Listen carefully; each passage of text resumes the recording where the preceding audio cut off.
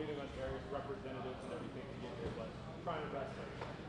Is it accurate it's being brought to Lemon Grove, to the Abigail? I'll let them know.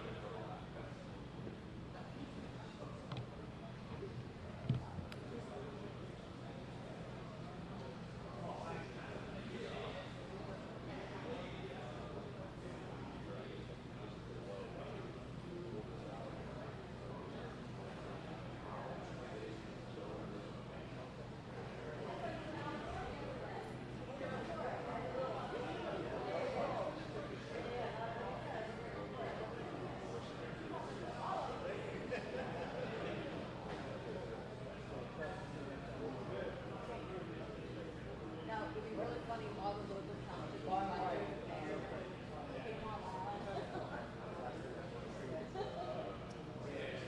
Oh, God. Oh, yeah. And it's on this tower.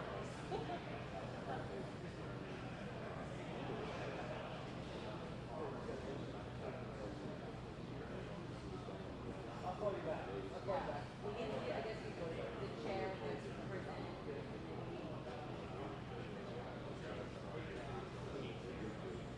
Mic check 1 2 3 4 5 6 7 8 9 10 11 12. Mic check 1 2 3 4 5 6 7 8 9 10 11 12. Mic check 1 2 3 4 5 6 7 8 9 10 11 12.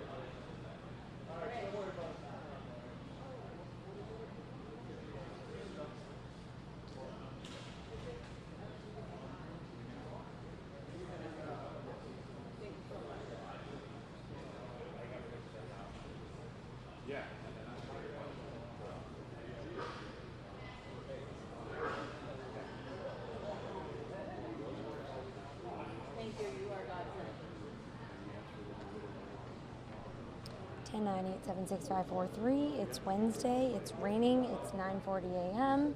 Good.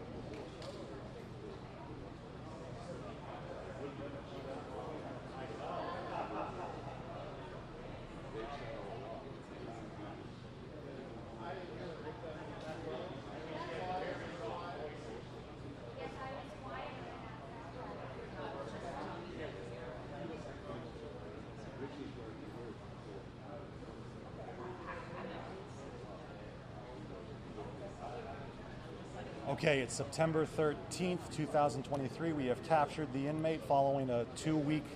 We're good? Okay.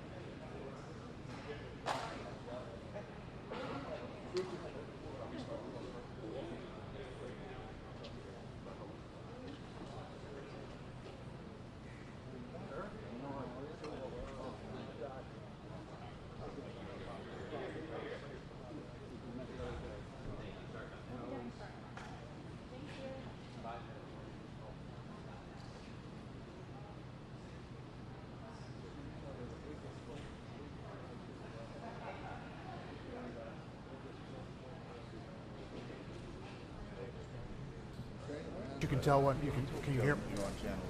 Brandon. Okay. Can you hear me okay, Tony? 1, 2, 3, 4, 5. Which will no doubt cause them to freak out. That will no doubt cause them to freak out.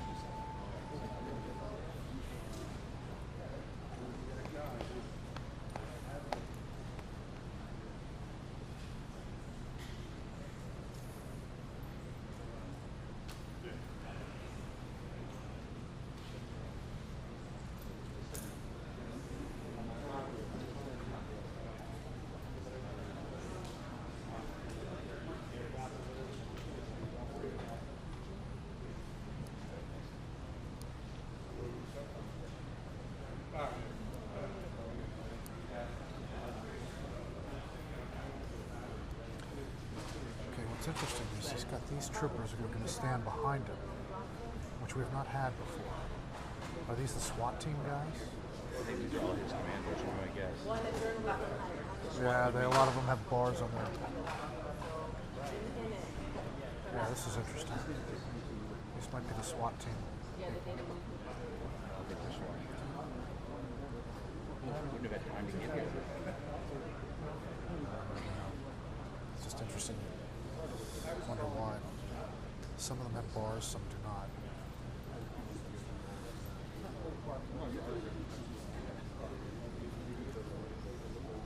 God, there's a lot of them.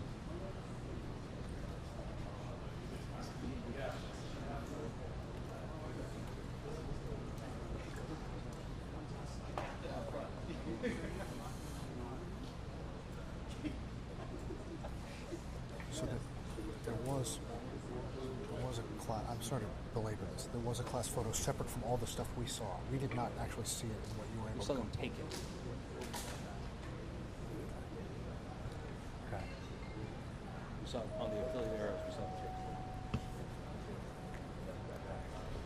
So we can definitely say that it exists. Like there's no, I won't be wrong if I press it on it. That's what it is.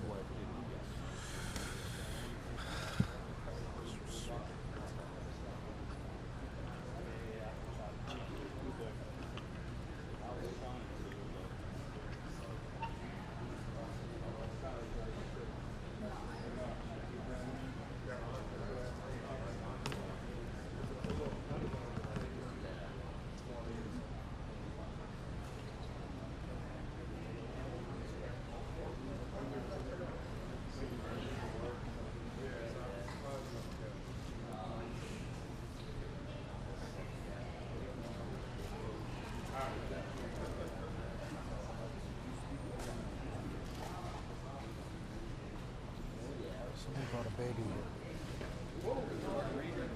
Oh, it's slippery. Wow.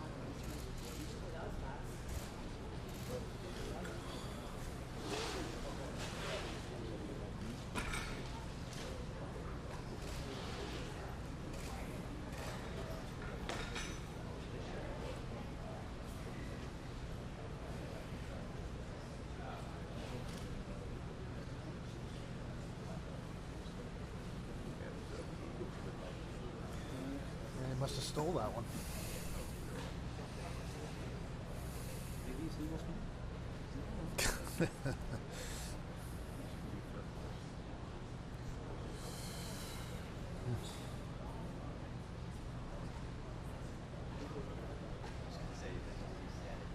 Yeah, the Eagles must not be too.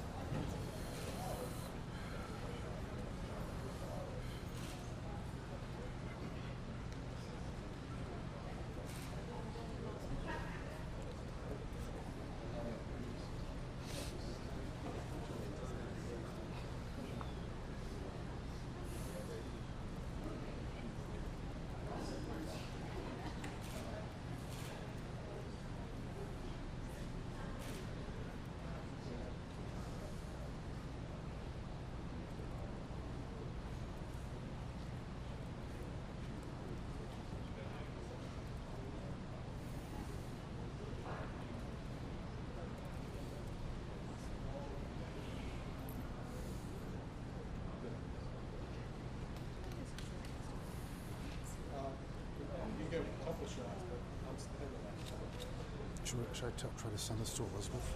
What? That I just took a picture of it. You did? I just sent it to you. Okay.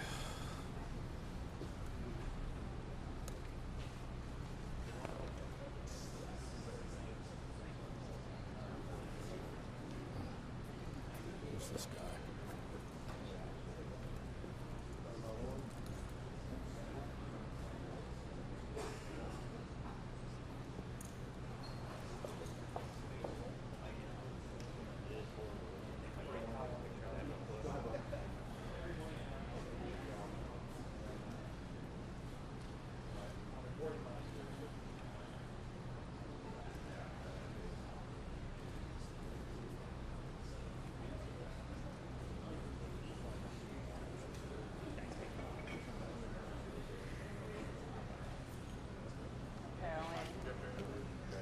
When I was going to take this.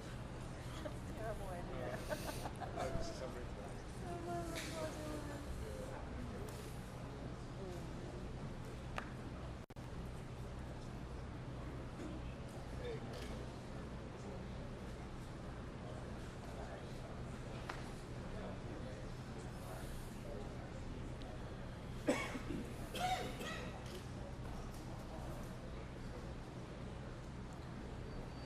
Gotta get the baby out of here.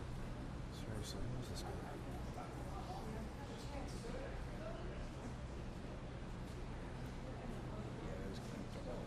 He's got to get the kid out of here. Just this random schmo comes in here with his kid. And he's protesting. You dirtbag.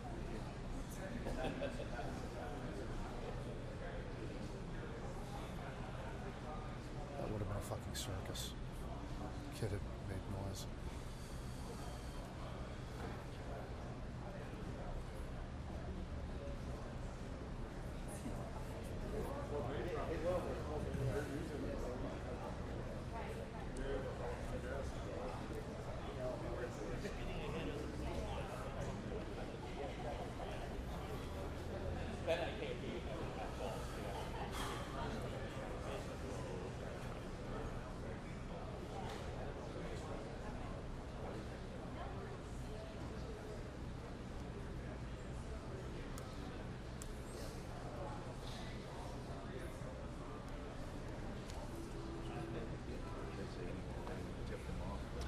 That's what I want to ask. We don't know. They kind of indicated it might have been thermal imaging that got him, but maybe not. Sleeping in a field. Sleeping in a field. In the tall grass, sleeping on top of the rifle.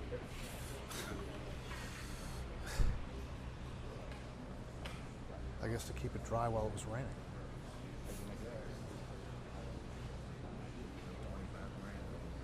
Yeah.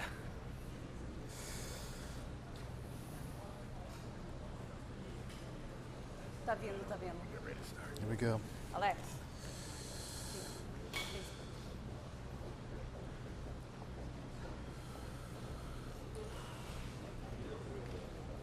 There's the governor. Of course he's here.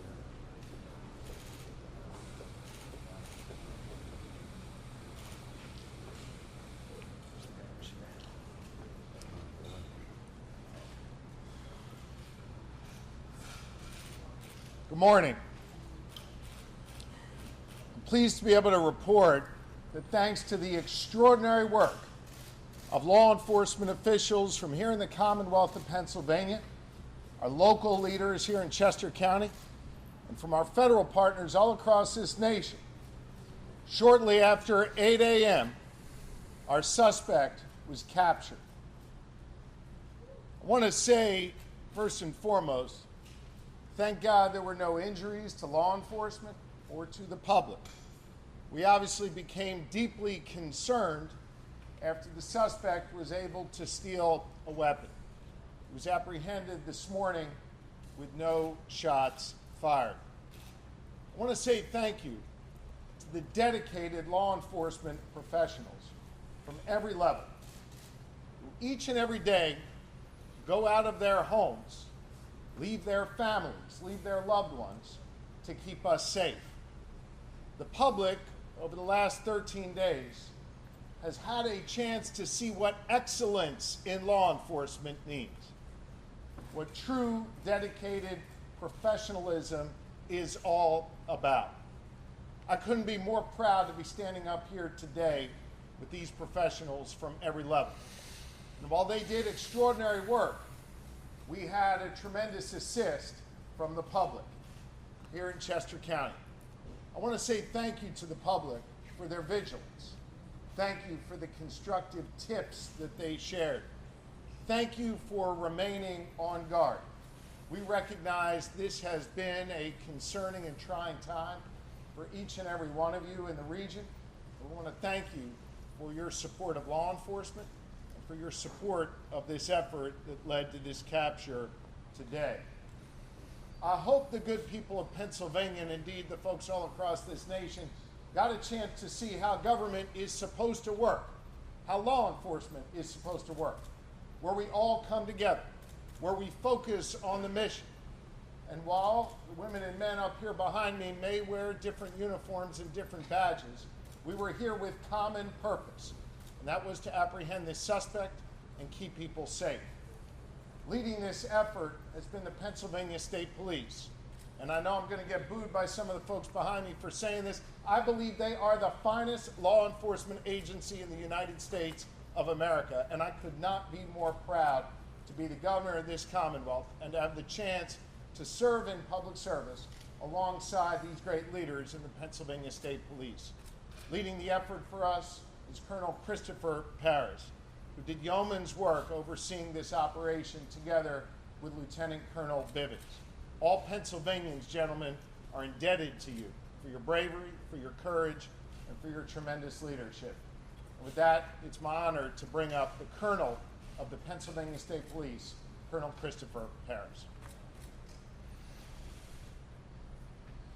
Thank you, Governor. I would like to make a few brief comments. I'd like to dedicate those comments to the victims of Cavalcante and their families. At the end of the day, all of the people behind me here work for justice and for the victims. A close second to the people of Chester County. We appreciate your support, and we appreciate the dedication that you have shown us and the generosity that you have shown us. We are in your debt. This was a major operation. We know that it has affected your lives, and we're very much appreciative of that support. I'd like to thank the governor and his support of us, not only with his physical presence, but his work in Harrisburg on a daily basis. I'd like to thank the Border Patrol, Customs, the FBI, the Marshals, the ATF, our federal partners, the Chester County District Attorney, Deb Ryan, and her Chief County Detective, Dave Sassa. Our municipal partners, too numerous to mention here, in Chester, Montgomery, Delaware, and Bucks counties. We could not have done this without everyone.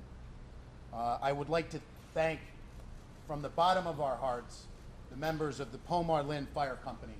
I know the media has been in and out of here. The hospitality that they have shown us, the logistics that you need to bring to bear in an operation like this, we would have been hard-pressed to do that without them being good hosts to us. Lastly, but certainly not least in any way, shape, or form, to the women and men of the Pennsylvania State Police, thank you. Thank you for your hard work and your diligence. This is my third manhunt with Lieutenant Colonel George Bivens. It's not lost on me that it was 9 years to the day yesterday for the Blooming Grove ambush. And in all of those operational cycles, there is no person who enjoys more of my trust and confidence. He was tasked with standing this operation up. My confidence in him is marrow deep. He is the consummate professional, and I would now like to turn it over to Lieutenant Colonel Bivens to give you the operational rundown of the capture of Cavalcante. Lieutenant Colonel Bivens.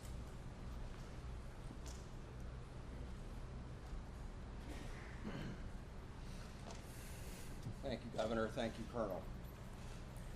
It is a true pleasure to stand here this morning and talk to all of you about bringing this manhunt to a successful conclusion and without getting anyone else hurt, most importantly.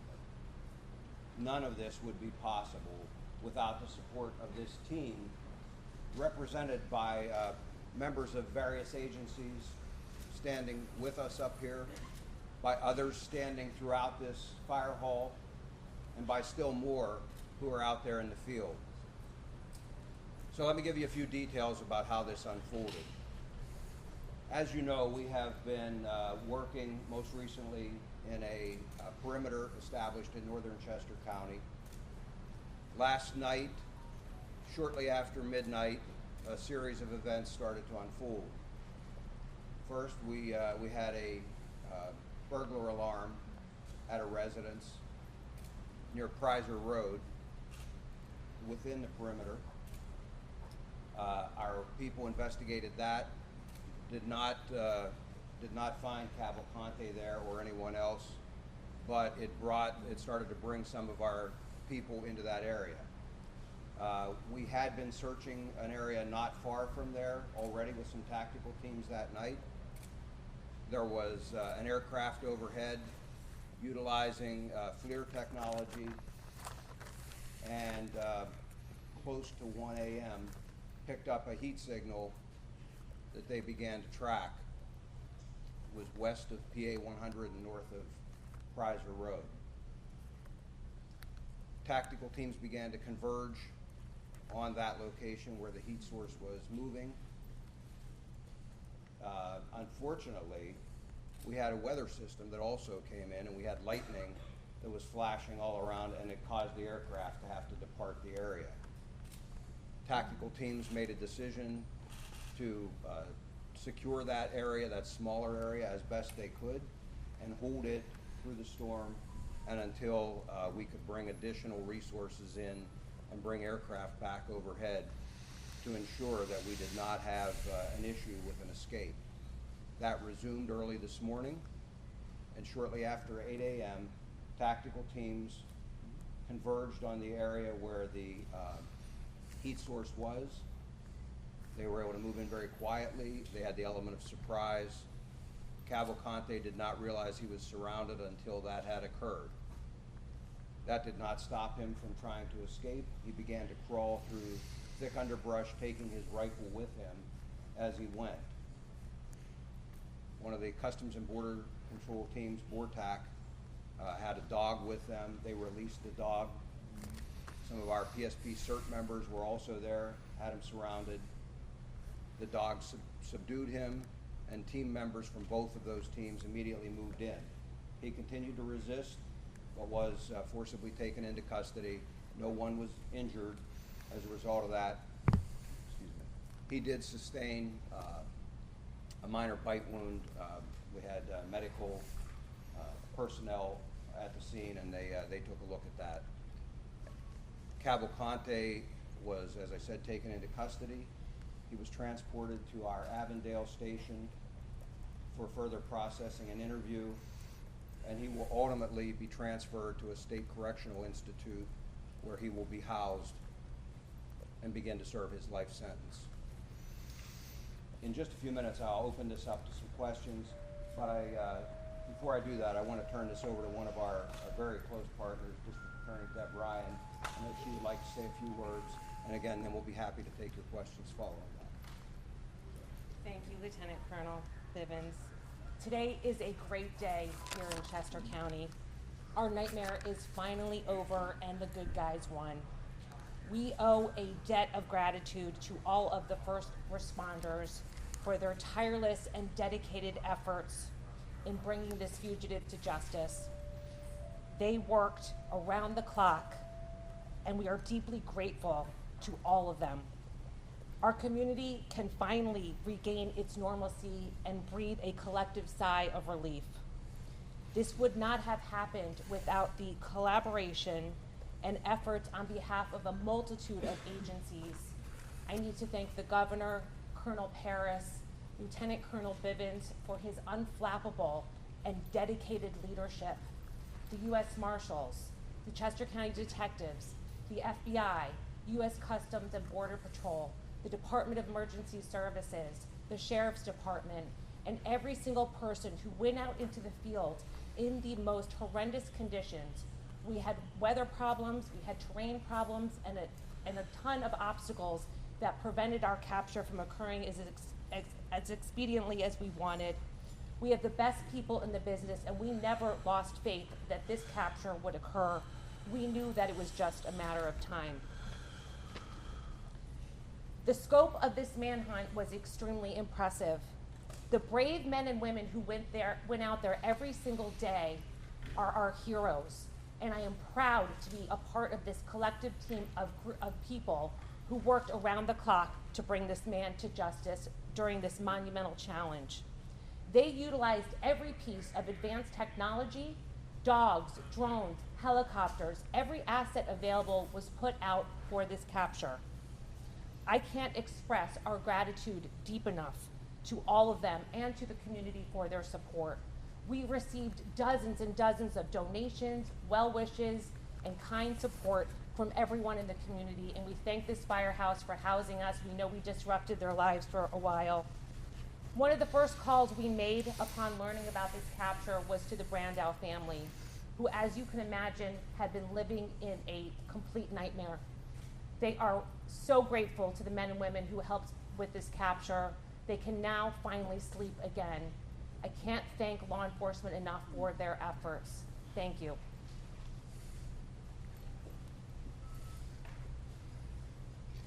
Okay, with that, Regarding, I'm going to jump on in real questions. quick.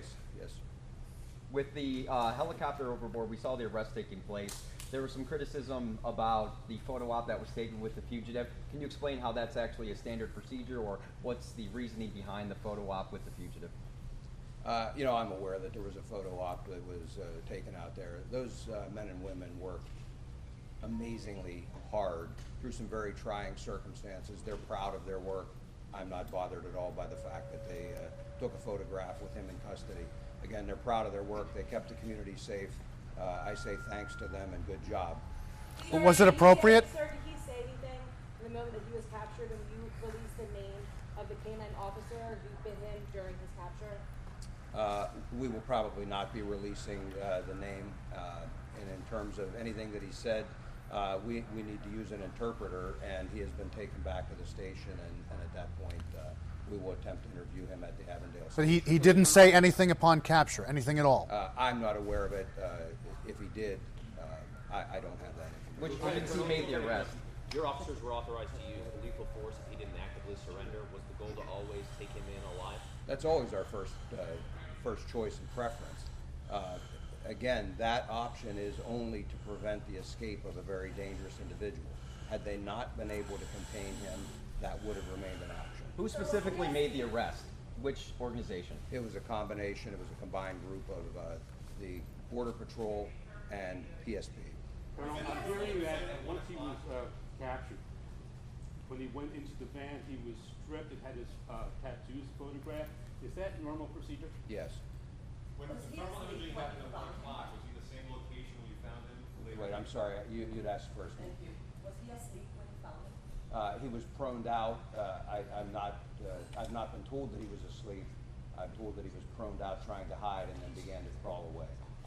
Was it the same location when you got the thermal imaging at 1 and you found him at 8? It was in that close proximity to that, yes. What was he saying that anyone was helping him? No one was assisting him at that point. Sir, what was the agency that was flying the helicopter that first spotted the key? That was the DEA, and that was a fixed-wing aircraft. Were you worried as law enforcement that you had to down the plane and there could be another chance for escape? I mean, that's obviously the plane had to land, but what kind of risk did you have to calculate with that? Well, you know, as I've told you throughout this investigation, there are always things we have to contend with. Everything isn't scripted and doesn't go perfectly. And so it's just another challenge. Worried, I don't think is the word that I would use. We simply had to adapt. And so we secured that inner perimeter while always keeping our outer perimeter secure, so that if he did manage to get out of that inner, we would box him in yet again. How tough an adversary was he? You've led some very high-profile and difficult manhunts. How tough an adversary was he compared to some of the others? You know, I don't know that he was particularly skilled. He was desperate, and I've said that all along. You have an individual whose choice is go back to prison and spend the rest of your life in a place you don't want to be, or continue to try and evade capture. he chose the evade capture. He was in good shape, obviously able to climb, as you saw, to get out of prison. But ultimately, as I said all along, we had an amazing team assembled here, capabilities that are just very formidable. And I was confident all along that he would eventually be captured. And ultimately, this team, and I credit all of them for bringing together their collective experience, the resources, and being able to apply that and capture him. It's never easy to find someone who doesn't want to be found in a very large area. Sir, previously you said you were reserving comment on anybody who's helping him throughout the search. I know you said no one helped him this morning. Can you say now that he's in custody whether he received help these last 13 days? There were people who were intent and intended to assist him. We had been successful, to the best of my knowledge, we had been successful in preventing that assistance from reaching him. Is that your sister? Yes. There had been some frustration, some criticism from the public as this was stretching on. Now that it's over, do you consider this anything other than a success? No, it was absolutely a success. And I got to tell you, I think by and large the public stayed amazingly supportive. I had some third grade students stop by yesterday and drop off letters and notes of support for all of these responders. We put them out for them to see at briefing time and things. That's the kind of support we saw from this community. There will always be criticism. There will always be people who think they can do this job better, and they're entitled to that opinion. What I would tell you is, again, I put my faith in this group of experts, this group of seasoned law enforcement professionals, the dedicated men and women, not only of the Pennsylvania State Police, but of all of the other partner agencies who went out there every day. I'll put my money on them any day of the week. And I believe the community supported them and continues to. Do you know when they're charged with escape, and when will those charges be filed? We'll be discussing with the district attorney what, if any, charges will be filed. But for right now, again, there is a commitment, and he is going to begin serving his life sentence at a state correctional institution. She is in the deportation proceedings. That will proceed as had been initiated. Other than the rifle, what did Cavalcante got the Eagles? I'm sorry? Do you know where Cavalcante got the Eagles hoodie from? I do not. Other than the rifle, what did he have with him? Did he have anything else?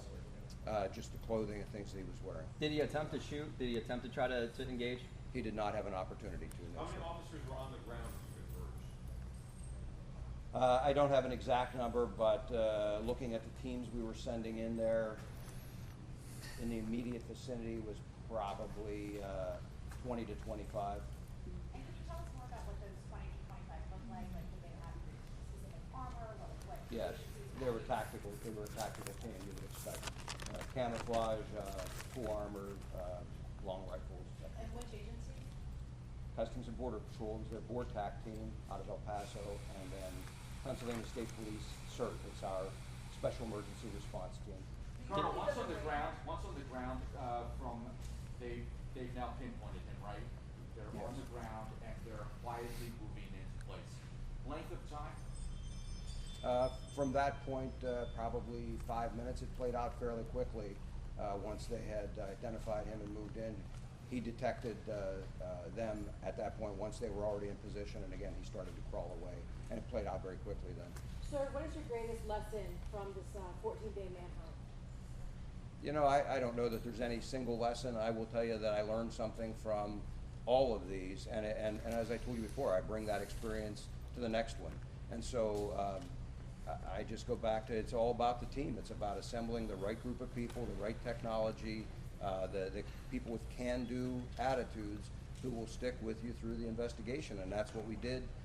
And it's worked well for us in the past, and I'm sure will work well for us in the future. You said there were people intending to help him. I just want to see if we can get a little more detail from you on that. You did mention, you did confirm the sister was intending to help him. Who else might have been intending to help him? And can you give us any detail on how they... The reason I'm not going to talk about that again, as I mentioned, we will be discussing with the district attorney whether there will be any additional charges. I don't expect that there will be on that aspect, but we want to have that discussion before we disclose anything else. Help the police to catch him? Did he stop because of the discussion? No, I think he stopped because his normal pattern was to travel in the late evening, early or overnight hours. Whether he got tired or whatever, normally he typically didn't travel then later at night, and he typically did not travel during the day unless we pushed him. And we did have several instances of that where he was pushed and had to move. But he doesn't have night vision or anything like that, the type of technology that many of our operators had out there. And so traversing rugged terrain is difficult to do. I believe it was just easier for him to do in the late evening hours. I believe that's what caused it. It was a scalp wound, and they believe pretty significantly. I'm told there was not a significant injury. Did he have a phone? When this came down, he was able to get a car and a gun, or a vehicle and a gun during this 2-week period. Is that surprising? Are you sort of astonished that some of the public weren't on that? No, I mean, all along, we asked people to secure as best they could. Unfortunately, he was still able to acquire some of those things. Again, those are just some of the challenges we deal with in an investigation like this. Our people rise to those challenges, and ultimately, again, he was Lieutenant Colonel, captured. I know that you led the effort also in July earlier this year when that person escaped using bed sheets. It was a chocolate lab that ultimately led to his arrest, and now here we are again. You're talking about a canine moving in and basically disabling Cavalcante. Can you just kind of talk about the having canines and their use and how much of an asset they are when you're trying to navigate through tough terrain and track down dangerous people? Sure. I mean, in the case of Tucker, he was kind of a civilian. I would say we deputized, and brought him in. He's now an honorary member of PSP. But lab. But he was not involved in this. That was in Warren that this gentleman was referring to. What kind of dog was the dog in this case? I believe it was a Shepherd or a Belgian Malinois. For those of us who aren't familiar, Just 1 minute, if I can come back to this gentleman, I apologize. In any event, canines play a very important role, not only for tracking, but also for, just like in a circumstance like this, safely capturing someone. Far better that we're able to release a patrol dog like this and have them subdue the individual than have to use lethal force. So again, our preference is always to use other means. Canines play a very important role. Can you give us? those of us who aren't familiar with the area, can you tell us a little bit more about where he was? It appears he was in front of a commercial building. Was he hiding within that building, or was He was in the wooded area, again, west of PA 100. PA 100. Are you aware of how he was getting nourishment and, liquids? No, that'll all be part of the interview we'll attempt to do. Whether he'll talk to us or not, that's obviously entirely up to him. But that will be something that we'll be asking. Sir, at this juncture, can you release where he worked in Chester County prior to his 2021 arrest for homicide? Unfortunately, I don't have that the list of those locations. I know that he did a variety of jobs installing flooring, but I don't have the specific. Can you give us more? Locations. How long will he be at the Avondale Barracks? Long enough for us to process him, and however long an interview lasts with him. I don't expect it to be for a very extended period of time, and again, at that point, he'll be transported to an SCI. And what facility? Sir, is there any concern that he would team up with another small man to step inside the trench coat, Little Rascal style? No. Can you give us more detail on the actual encounter with the dog? Did the dog tackle him, bite him? Again, I didn't see this specific capture. What I would tell you is the way those dogs are trained is to simply go to the person. They will grab whatever is closest for them to grab, and then they are trained to detain that individual. They don't just keep biting and releasing or trying to cause additional injury. They simply grab onto and try and hold that person in place until officers can get there. So that's why they're never released at some great distance or unsupervised. There are officers close by who can then move in. The handler can immediately pull the dog back off of they give them a command, pull the dog back off, and then officers take Did he fight the dog? Did he resist the dog? He did. He did. What was this dog's name? I don't have the name. Two questions. Was there any body cam footage or doggy cam footage in the situation of him getting the rest? Anything happening? Not that I'm aware of. And then secondly, Border Patrol, are they here to speak? Yes. Can we talk about the expertise of Border Patrol being here to make that arrest? What your experience played and how that made if you could step up? Sure. Now, Border Patrol is trained in tracking and pursuing. From the time an agent comes on duty, assigned to the southwest border, they get lots of experience tracking and trailing people. And then with our technology and other resources, it just aids in the searches like this one. Different terrain than normally what you're working with, correct? So Border Patrol is assigned to both the northern border and the southwest border. So we got training and experience in all types of terrain.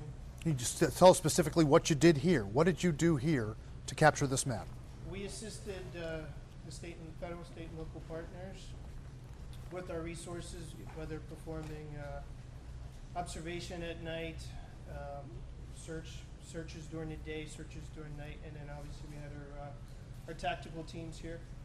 Question for Governor Shapiro. Governor, yesterday you described just not 24 hours ago, right here, that you were calm and that your commanders over this operation were also calm. In hindsight, how did you balance the obvious pressures from outside that were forever saying, find him yesterday? We had a job to do, and that was to capture Cavalcante. And I had the absolute best team working on this. I'm proud to be associated with the Pennsylvania State Police and all the law enforcement leaders who were behind me, federal, state, and local. We knew we had the best, and we knew, as Colonel Bivens said multiple times, he was desperate. It was just a matter of time. I couldn't be more proud of them. And I want to come back to two questions over here that are related to Mr. Holden's question. One was about the assets that we deployed beyond the people. I hope that the public takes great pride in the technology, in the canines, and in all of the assets that were brought to bear here. We ask a lot of the public through their tax dollars to support the police, to support law enforcement at every level. And they got a front row seat here in Chester County and across Pennsylvania to see the extraordinary work not only these individuals do, but the great technology we're able to bring to bear to ultimately capture dangerous suspects like this. The public should take great pride in that. And then to the gentleman's question there in the suit, folks, whoever had their Eagles hoodies stolen, if you could let us know, I'll do my best to get you one of those new Kelly Green ones, okay? Governor, can I just ask you, two escapes, two different individuals from the same prison in the same year. What do you say to people who live in this area who say, what is happening at the Chester County Prison, and what are you guys going to do moving forward to try and prevent this kind of thing from ever happening again? Here in Pennsylvania, our system may be a little different from other states. We have state correctional institutions, and then we have county jails. In this case, the Chester County Jail is run by Chester County officials. They'll answer those questions as to what occurred and what changes are ultimately going to be made. Certainly, the State Department of Corrections will be here to assist in any reviews or in any other work that they need done to make sure that that facility is secured. They obviously have a lot of work to do there, and I'm confident in the leadership of Chairwoman Moskowitz and District Attorney Ryan and other leaders in the county. They'll get that done. Can you put a dollar figure on the search? How much did this cost? Is it estimated that the cost of the manhunt is about $1 million a day? I can't put a price tag on it. We'll do our best to make sure that whatever can be tallied up is and is shared with the public. At the state level, I can't speak for our local or federal partners. Governor, you mentioned the pattern of what time of day you were traveling. Were there any other patterns that you picked up on that were key in tracking him, detaining him? There were a number of things that we picked up on, and he didn't follow the same pattern every single time. Seemed to like to travel via creek beds. He liked other paths of less resistance, wood lines, power lines, gas lines, that type of thing. And that's actually fairly normal. Nobody wants to have to force their way through very heavy underbrush and things. And again, I mentioned the time of day, but all of that combined with some outstanding work and technology is really what brought this to it. So many people in Chester County are grateful for your efforts. I know you mentioned on Friday you were asked about containment and capture. Ultimately, that tactic was successful. Anyone that you would like to thank at this time? I know Land Hope donated breakfast yesterday. Wawa has been big help with lunch. Any small businesses you'd like to thank? And then again, the people of Chester County. I will tell you that we have been compiling a list, and I don't want to stand here right now because I will absolutely miss many. Some of those that you mentioned have been outstanding supporters of us, and I thank them. We will publish a list of all who helped us out, because we are very, very appreciative. That level of support is really one of the things that allows our people to focus on the task at hand and to try and be successful even quicker than we might otherwise have to be. When I gave you all a tour of the facility in here, I talked a lot about logistics and the support that's required to field a team of 3, 4, 5 or more hundred law enforcement officers out there. It takes a lot to put it out there. And so the help of all of those folks, the help of the average person who stopped by and dropped off a case of water was very much appreciated, not only for the case of water, but also just for the kind thoughts of, and words of support that they always included when they dropped And off. ultimately, you contained and captured, so that tactic was the way to go. Yes, as I said, we always take a multifaceted approach, and so depending on the circumstances, there's always a contingency, and we're always prepared to move in whatever direction we need to. Is Cavalcante being taken to? I'm sorry. Were officers wearing any body cameras and all that? I don't believe any officers in the tactical force have one. The type of aircraft involved here with the heat seeking equipment, is that a DEA aircraft? Was it fixed wing drone helicopter? Also, did the arrest happen in South Covington? It was a DEA fixed-wing aircraft. I believe that's South Covington. I'd have to look at a map. We were operating in several townships there, but again, it was north of Preiser and west of PA 100. Sir, where were you when this all happened? And do you have a personal feeling of satisfaction for 14 days of very long, hard work? How does this feel for you this morning? I was here in the command post when the capture occurred, and yes, I'm very happy that this occurred and that no one was injured. It brought a new level of danger for all of our people out here in the field when we knew that he obtained a firearm.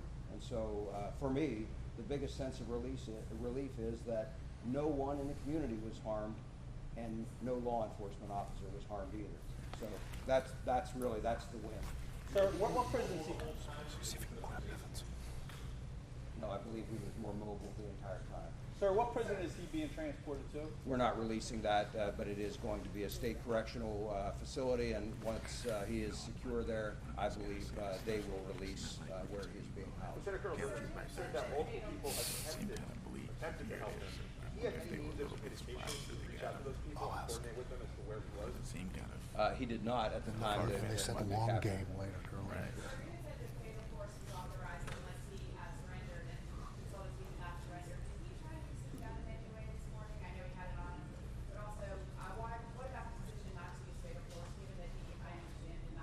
Well, as I addressed a few minutes ago, yes, he had the firearm with him.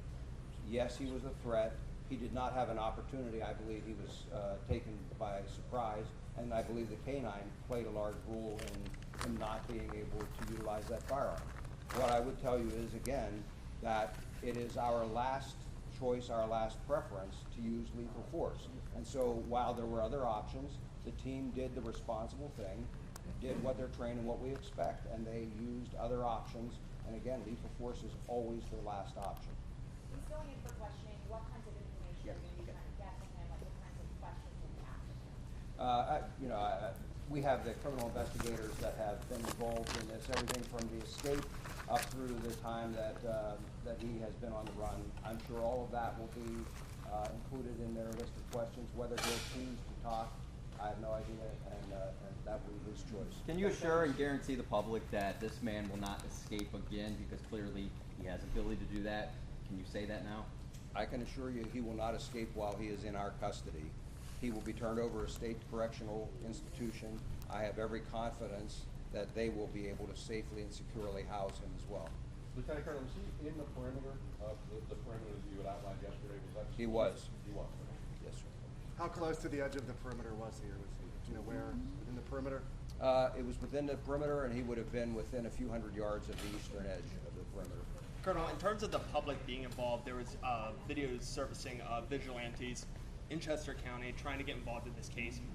Moving forward, if something like this happens again, what would you tell the public in regards to getting involved in a case like this? I would ask them the same thing that I asked this time, and that is, please don't come out and try to become involved like that. You potentially take away resources that would otherwise be spent on the search, trying to deal with those individuals, and we don't want one of them to get hurt unintentionally. How far was the capture from where the burglary happened last night? Within a quarter mile. Colonel, once processed. It wasn't a burglary, it was an alarm, by the way, but. Once processed, any idea the ballpark time until transfer? It depends on whether he is cooperative and is interviewed. That could take minutes to hours, but I don't have the answer yet. Does he have a lawyer, do you know? I'm not aware of that. Sir, do we know if his sister and mother entered the country via Puerto Rico as well? I don't believe his mother is here, and I don't have that information immediately available here about where they entered. As I said, his sister, though, is in the process of being deported now. We have time for 2 more questions. Lieutenant Colonel, after everything that you've been through, seen with Cavalcante, once that interpreter is there, do you plan on having a conversation with him, asking him anything about all this? No. The investigators are quite confident. They'll gather the information that we believe is important if they're able to, and I'm confident that everything we need will be gathered in that way. There's no reason for me to have a personal discussion. What's your message to anybody else who tries to escape? Well, I think it's a very bad idea, obviously, and we will be here should something like this occur again. We'll put the team back together, and we'll be right back out after them. Okay? Thank you all. Thank you, everybody.